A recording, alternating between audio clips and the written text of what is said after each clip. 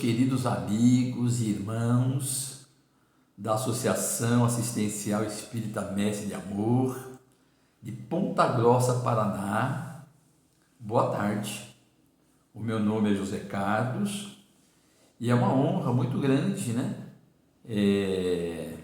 estar nesse convite a grandes amigos, iluminados irmãos, assim mesmo distante, porque eu sou aqui de São Paulo, capital, Zona Leste, e nesse dia 18 de agosto de 2021, é uma grande alegria podermos falar, aos amigos distantes, que essa forma, virtual nos proporciona. É maravilhoso, a gente se sente assim, muito feliz em poder, de uma forma muito simples, muito humilde, falarmos do Evangelho do Cristo.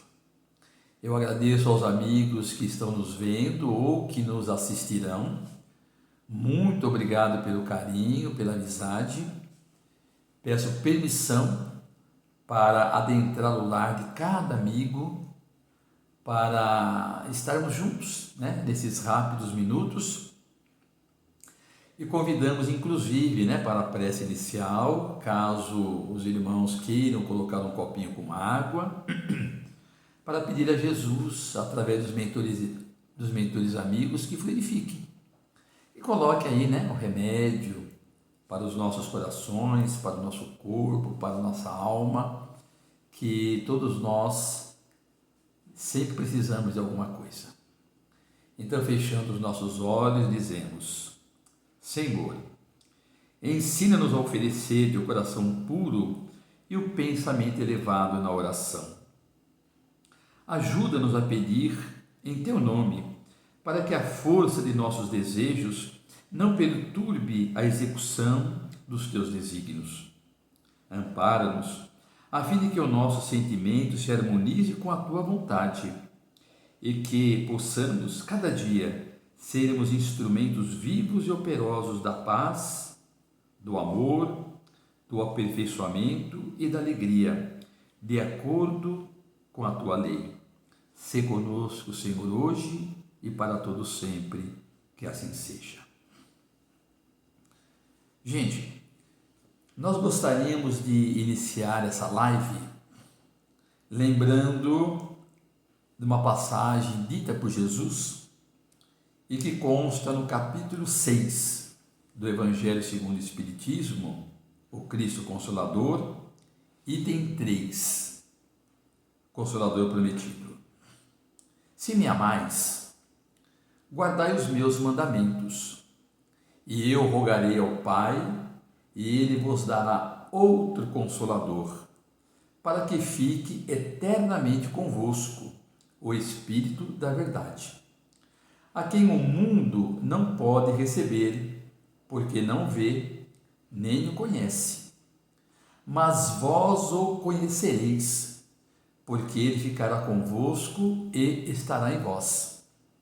Mas o Consolador, que é o Espírito Santo, a quem o Pai enviará em meu nome, vos ensinará todas as coisas e vos fará lembrar de tudo o que vos tenho dito. João 14, 15 a 17 e 26. Nós gostaríamos de iniciar dizendo que as promessas de Jesus se fazem presente nas vidas de todos nós, que somos espíritas, e que levantamos como bandeira essa religião maravilhosa que tem como objetivo principal a consolação, o amor do Cristo, que deve iluminar todos os corações. Nós vamos vendo, através das mensagens, que Jesus, naquela época, não podia dizer tudo o que queria, pelas condições ainda muito pequenas que nós nos encontrávamos. Então ele afirma que futuramente virá um grande contingente de espíritos, de seres luminosos, de espírito da verdade, explicar tudo aquilo que naquele momento não tinha condições de nós compreendermos e de fazermos lembrar de outras tantas coisas que com certeza haveríamos de esquecer. E aí nós vamos vendo, né, gente, que através da mediunidade, porque o que é mediunidade? Mediunidade está no meio, está entre o mundo espiritual e o mundo material. E existem inúmeros médiuns maravilhosos que, através da sua mediunidade, trouxeram para todos nós a comprovação da continuidade da vida.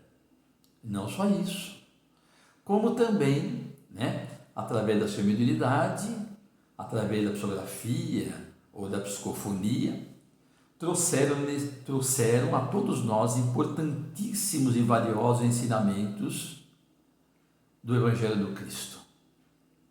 Como nós vemos, né, sem dúvida alguma, um Emmanuel, pela psicografia do Chico, um Emmanuel, Humberto de Campos, Cornélio Pires, Meimei, Sheila, André Luiz e tantos outros inúmeros. E pela mediunidade também do nosso querido Divaldo, que nós vamos pedir que oremos por ele, né? Porque nesses dias aí ele estava hospitalizado pelo problema renal, nos seus 94 anos, num trabalho ininterrupto. Que Jesus possa abençoá-lo pelo muito que ele contribuiu em favor do Evangelho, do muito que ele fez e o muito que nós devemos a ele, pelo seu carinho, pela sua perseverança, pela sua tarefa luminosa. E através das suas mãos benditas, da sua mediunidade, nós temos aí mensagens maravilhosas, ensinamentos profundos.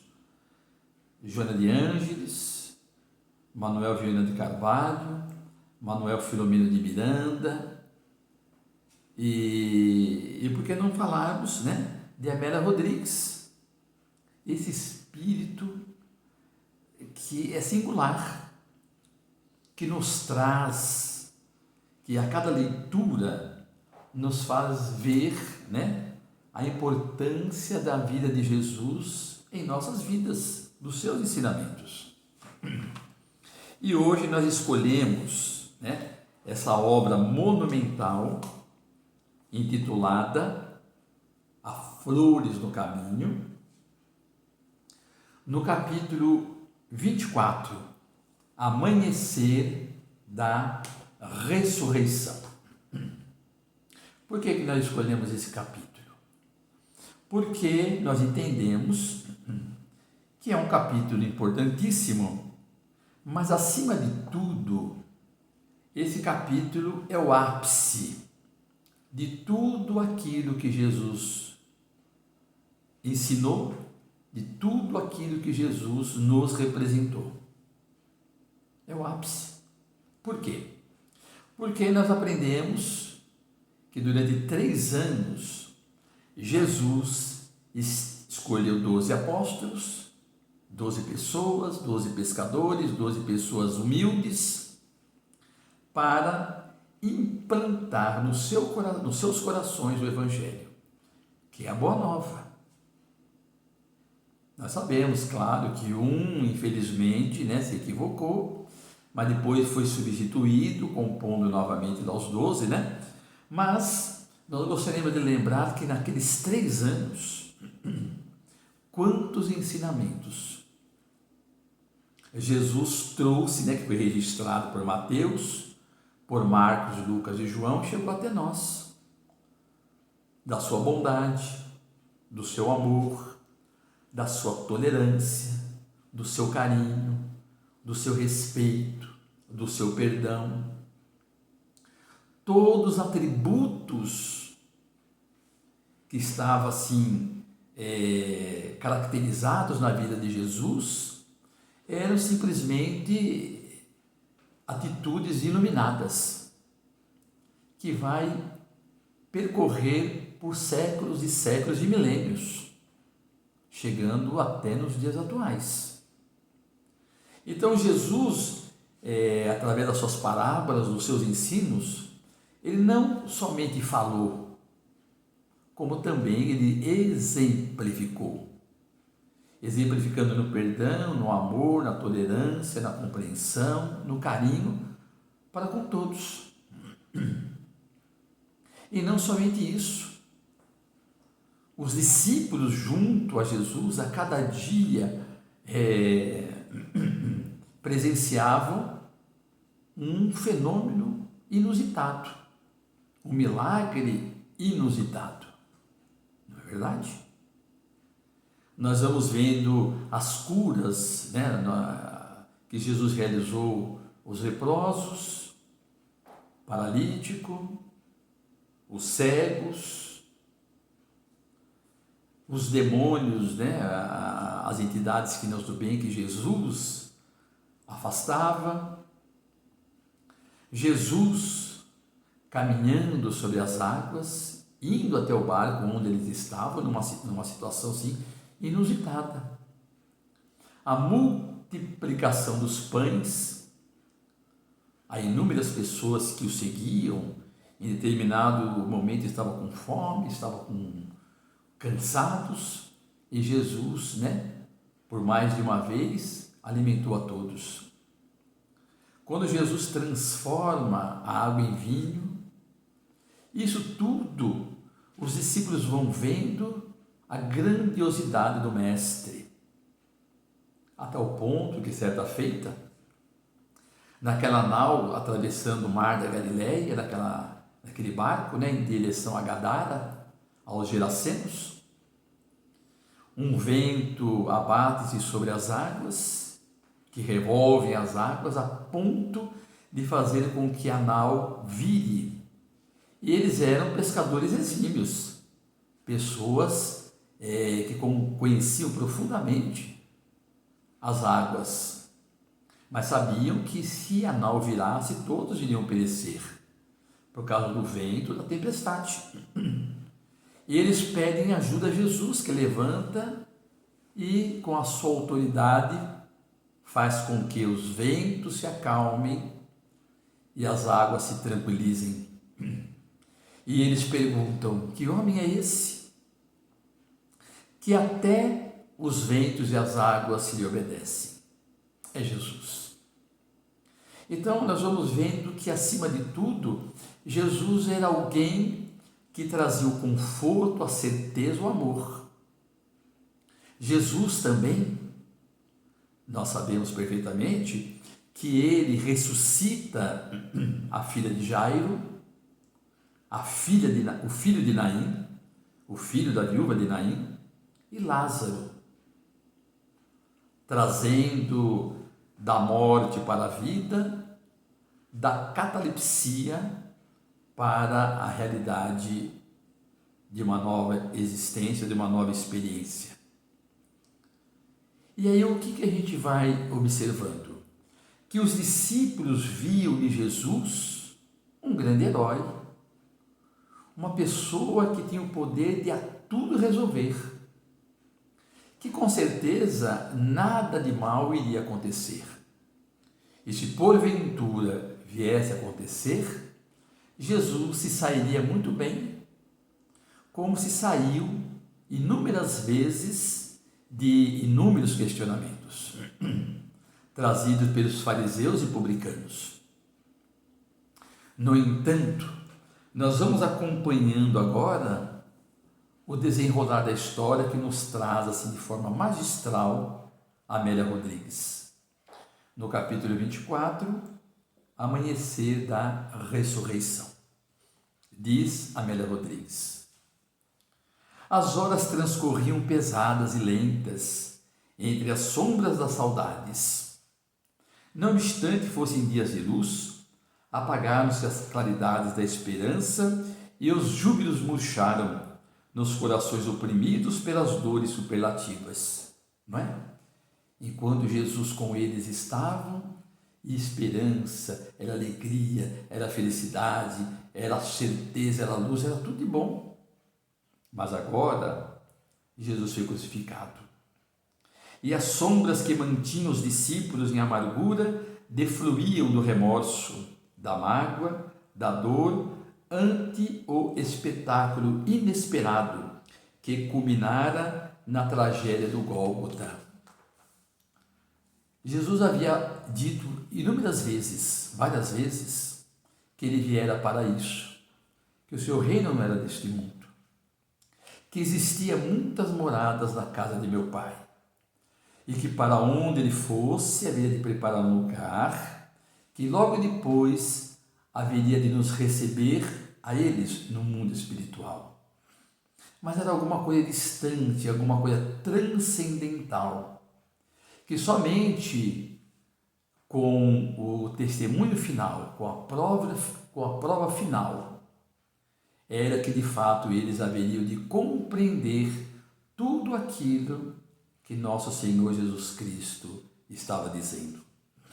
Mas ainda, diz Amélia Rodrigues, assustados, na simplicidade de que eram portadores, homens de condição humilde, deixaram-se ali ficar, permanecendo em vários lugares assustados. Eram pessoas simples, eram pessoas do povo, eram pescadores, haviam renunciado muitas vezes às suas famílias, o seu trabalho, para ficar junto de Jesus, que agora, ao ser preso, não reagira e deixara-se imolar de uma forma humilde e muito preocupante para os discípulos.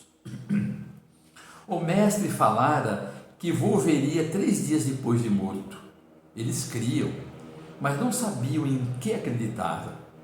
O medo é algoz impenitente, que oblitera a razão e anula a claridade mental.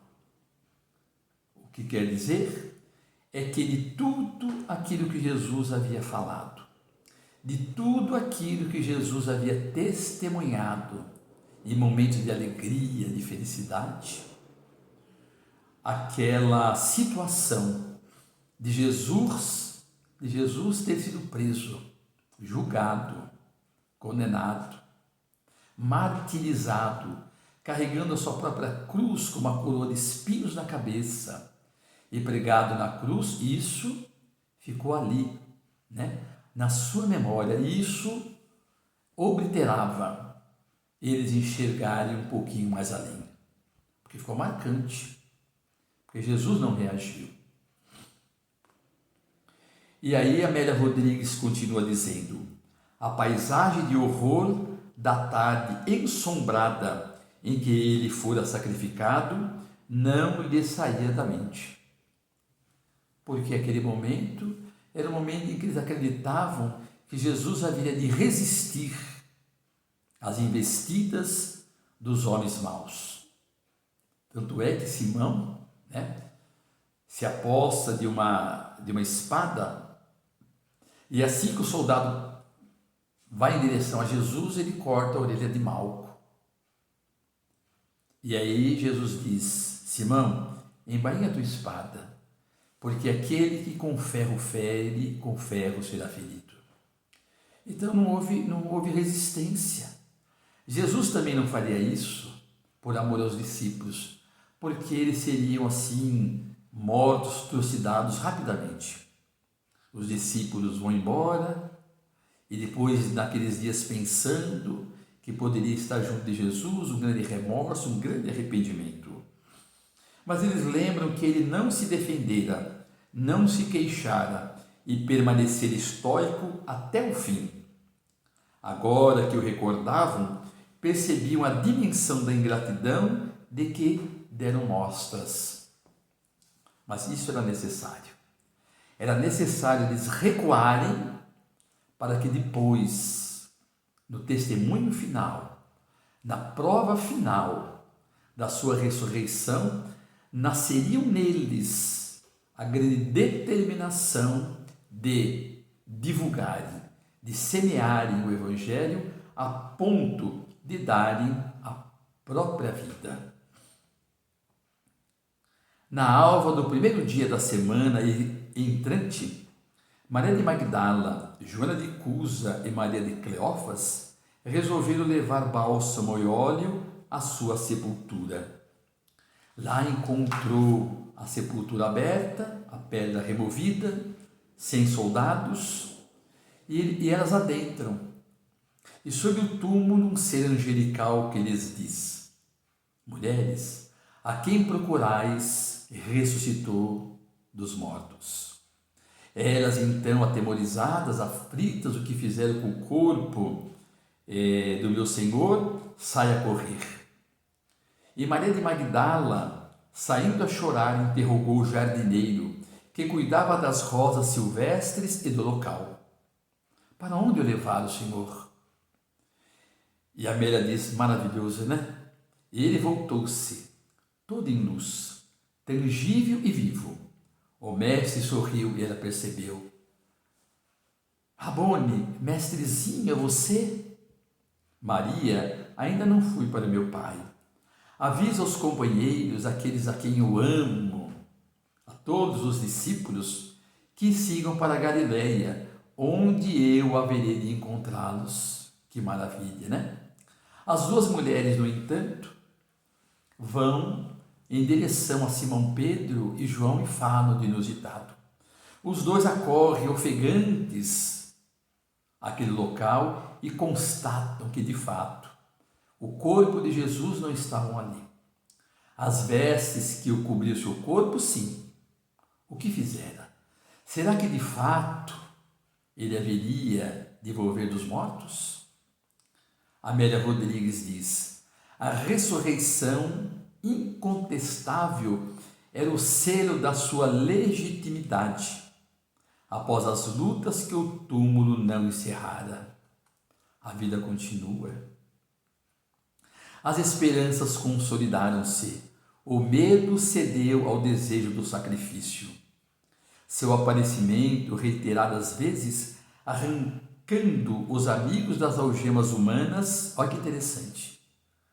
A ressurreição, ele volvendo, mostrando-se pessoalmente, permitindo que eles o abraçassem, para que eles constatassem, né, as feridas nas suas mãos e nos seus pés e no ventre, se alimentando com eles ainda, comendo pães e peixes,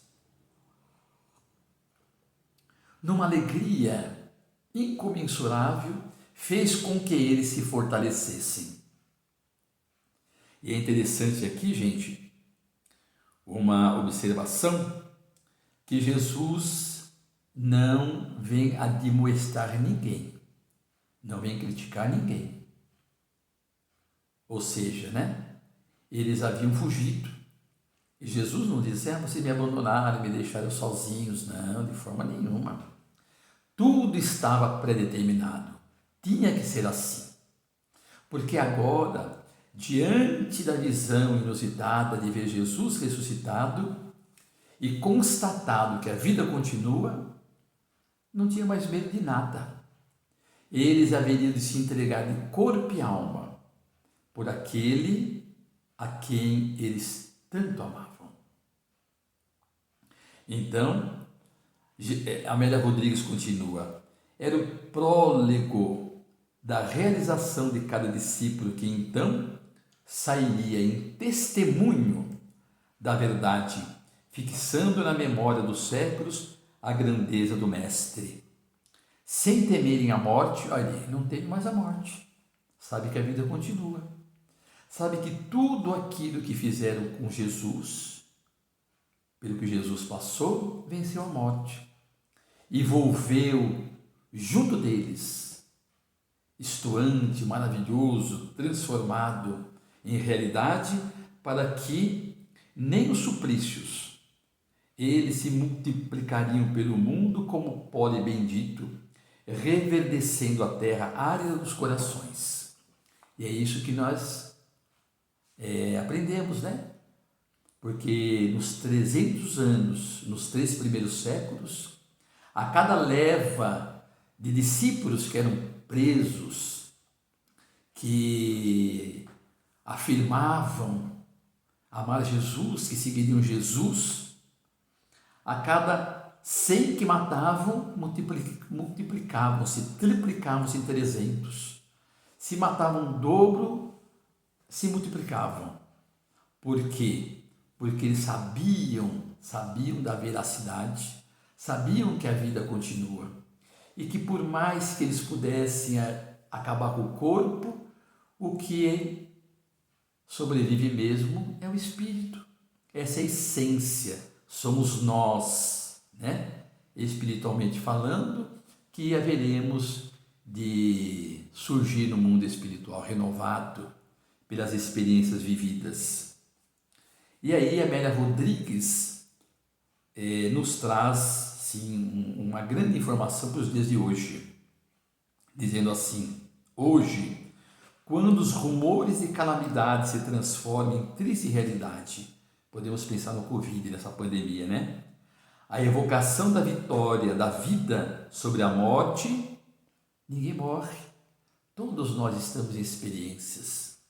Todos nós estamos aqui numa passagem de reconstrução, de procurando o aperfeiçoamento espiritual.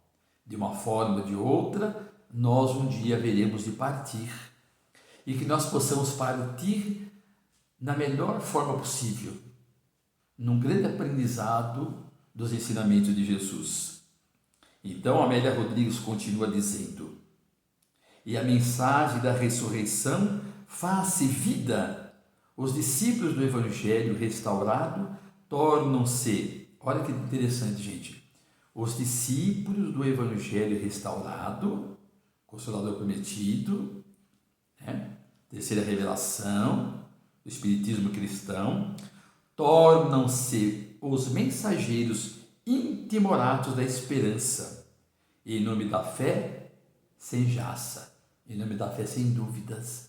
Então, Jesus está convocando a todos nós para que continuemos esse trabalho de ajudar com que as pessoas compreendam definitivamente a importância de Jesus em suas vidas, porque a vida continua, que Deus é bom, que os amigos espirituais estão conosco. Gente, nós percebemos que aqueles que não têm a religiosidade, que faltam a religião, estão muito perdidos. Então não deixemos de falar do Evangelho, não deixemos de falar que a vida continua, não deixemos de dizer que Jesus veio à Terra para todos salvar, que Jesus é o caminho, a verdade e a vida. Não nos envergonhemos. Se alguém perguntar que religião seguimos, somos espíritas cristãos, tentando definitivamente compreender a mensagem do Cristo e colocar em prática. Essa é uma tarefa que cabe a todos nós, os cristãos do Consolador prometido. E a cada um será dado de acordo com as suas obras. Por mais simples que seja, por mais humilde que seja, nós estaremos acompanhados pela ajuda do mundo espiritual. Ninguém está sozinho. Aonde formos convocados a semearmos uma palavra, a realizarmos uma tarefa, não deixemos para depois. Abracemos agora, façamos agora, porque, como diz o belo livro de Divaldo, de Amélia Rodrigues, há flores no caminho, na vida de todos nós. Gente, eis a minha pequena e singela contribuição, que Deus a todos abençoe, muito obrigado pelo carinho, muita paz, muita luz e olhemos uns pelos outros, porque as orações, elas não encontram barreiras, são vibrações, são energias ditas do coração que atingem o objetivo. Então, fiquem todos sob as bênçãos de Jesus. Muita paz e muita luz a todos. Obrigado, viu? Muito obrigado. Muita paz.